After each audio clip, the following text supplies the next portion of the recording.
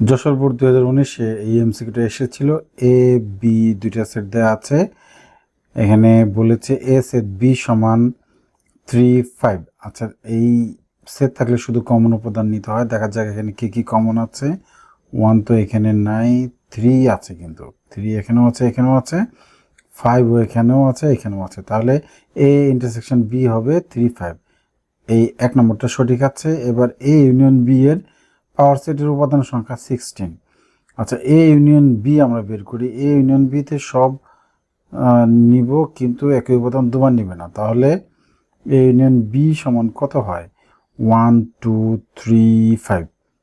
1, 2, 3, 5। তাহলে এ union B এর উপাদান সংখ্যা হলো 1, 2, 3, 4টি। তাহলে এর পাওয়ার সেটের উপাদান সংখ্যা হবে 2 পাওয়ার 4 সমান 2 দুগুণে 4, 4 দুগুণে 8, 8 দুগুণে 16। তাহলে ঠিকই আছে। এখানে পি এ ইউনিয়ন বি এর পাওয়ার সেটের উপাদান সংখ্যা 16, এটা ঠিক আছে।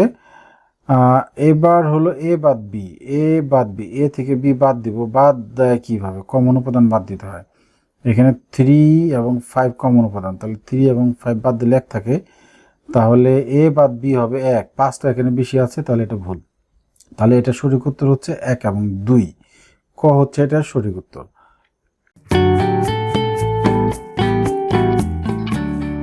গণিত ক্লাস।